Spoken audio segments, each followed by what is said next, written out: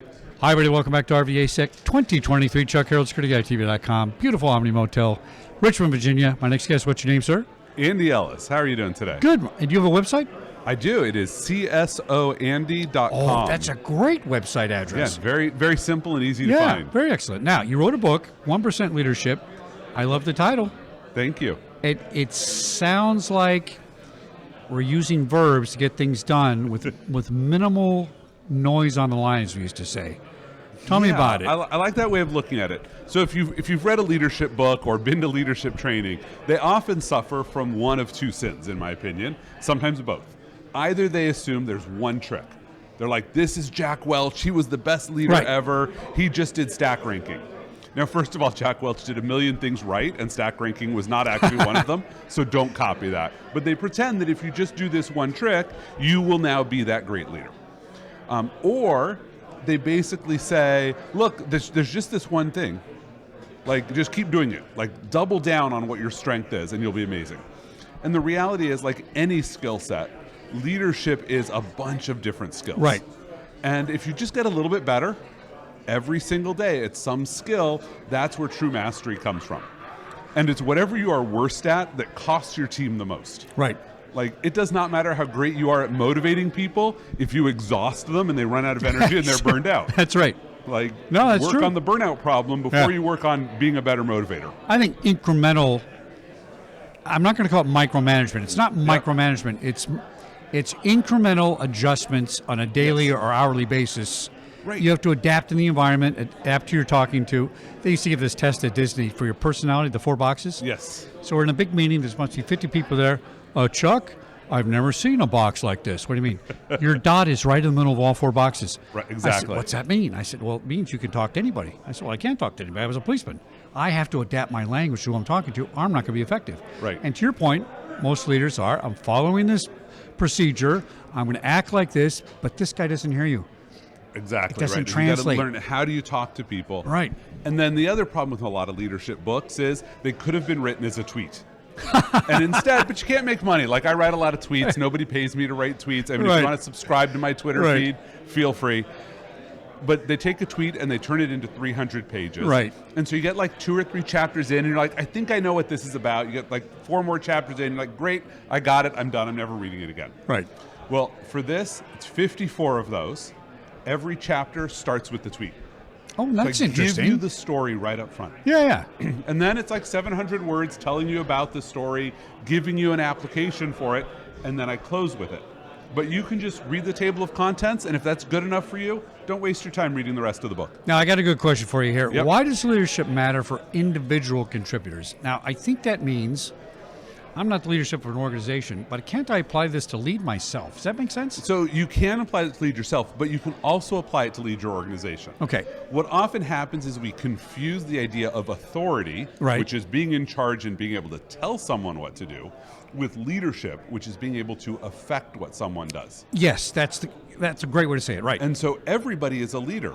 The day you walk in, the people around you in your organization are watching you. Maybe not intentionally, but if you slack off, they slack off. Well, that's bad leadership. You're demotivating somebody. They mimic your behavior, yeah. And so not only can you lead yourself, and 18 chapters in the book are about leading yourself, taking care of your wellness, because that's a high priority, but it's also about leading the team and leading the organization and understanding maybe what's happening behind the scenes that you don't yet understand because you're not the authority. Right. But so many companies wait until you're an authority to give you any form of leadership training, which honestly, that's just really too late. We live in the age of mediocrity, I believe. That's amazing. No, I don't think it's amazing. It's okay, right? 5-star reviews. I got an Airbnb. I have 100 visits, all 5-star reviews. I like to think I do a good job. Right. I'm not 100% positive I'm a 5-star all the time, right? Right. But everybody knows that if they give you a 4-star, that's the death knell.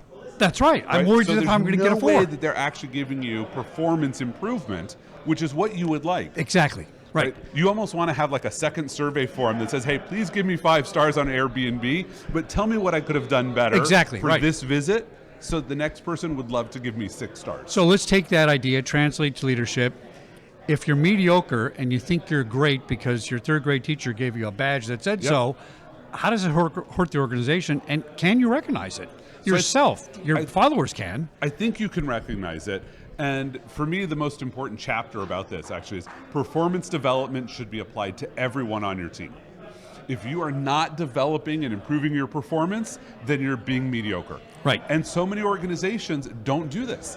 They're like, oh, we put people on a performance plan when they're doing badly. Really, it's so that we can cover our butts so that when we fire them, we can claim we tried. That's right. The lawyers help with all that. But the reality is, like 80% of your team is mediocre by the standard of the team. That's okay, because maybe you have a high standard as a team, but that 80% needs to be improving and developing every day, and that's who often gets ignored in an organization. So this is my advice for anybody who's in an org. If you're a leader, everybody should have a performance plan. But if it's you, build your own performance plan. Make a chart of the next 2 jobs you could possibly have, whether they're in your organization, in your company, or somewhere else, and start to figure out what do you need to do to develop for that second job. Because if you just think about the first job, you'll get angry. You're like, why don't I already have that position? Right. Like, I'm a senior analyst and I should be an architect now. Fine, don't worry about that. Worry about the next one. Because that's the development you need to be doing right now to be ready when that opportunity shows up. Now, here at a security conference, let's apply what you're talking about to security. Why that's so important for security. I think it's probably one of the most important verticals that we should apply this to. Yep. Because people in security are like, you're either a, don't come in, yes, no kind of response. You're a firewall response, cybersecurity, right? It's all about yes and no. Yep. And you just think because nothing happened, you're doing a great job.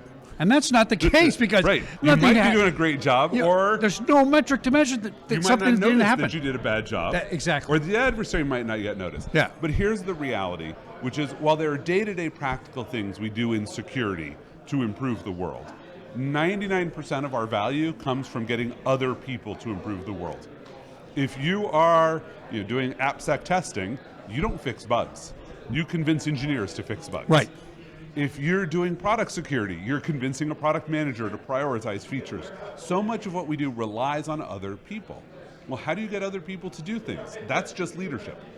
And so no matter what role you have in security, you have to learn the fundamental skills of working with other humans if you want to be able to punch above your own weight. I used to, I think I might have been the first person that did this in the studio business anyway. I never wrote performance evaluations. All employees wrote their own. Yep. Same form I would use. They were like, what? And guess what people always did? Always underrated themselves. Exactly. Always gave themselves less of a raise. And in discipline, same thing. What do you think I should do? I think you should give me a week off. Well, I was only going to give you a day, but that's honest, right? Yeah. I find this is a great way to lead because you are buying into the concept that you are participating in your own success or demise. Mm-hmm. It's not up to me. It really is not up to me to determine that. It's up to you and your behavior. And so, and you know what? They would evaluate me too. Yeah. And I got great confidential feedback that helped me improve my position too.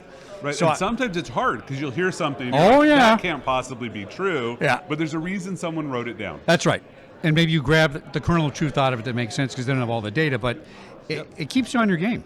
Yeah. Is mediocrity here to stay? I mean, it just seems like the new norm and we can't get out of it. I don't know. So I think we've hit this point of prosperity that it's like you don't have to excel to become amazing. Like you can just be fine, and that's okay. Like if you just want to be fine at your job right. and you're comfortable with that, that's great. But if you want to excel, you have to recognize that you own your career. Nobody actually in your company cares except you. No, they don't. They might pretend to care because they're paid to care because they want to motivate you. That's right. But at the end of the day, the only person truly invested in your career is you. And if you want to be better at it, you have to invest the time. Everybody's expendable. Yep. And your ego gets in the way and thinks, nobody can do what you do. It could be true, by the way. But you know what? Nobody else cares about that. Nobody cares. Because the mediocre guy behind you, they don't care about either. Yep. So, yeah, you got to excel yourself. Excellent, fascinating conversation. Awesome. We Thanks should do for some having more of me. these interviews. It's a great intellectual engagement that really makes you think stuff that you hadn't thought before. Yeah. And I think that book sounds like great. I'm going to read it. It looks like a great idea. I'm looking forward to it. Tell me what you think about it I will. after you do. Absolutely. Back in a minute here at RVAsec 2023, Richmond, Virginia. All right.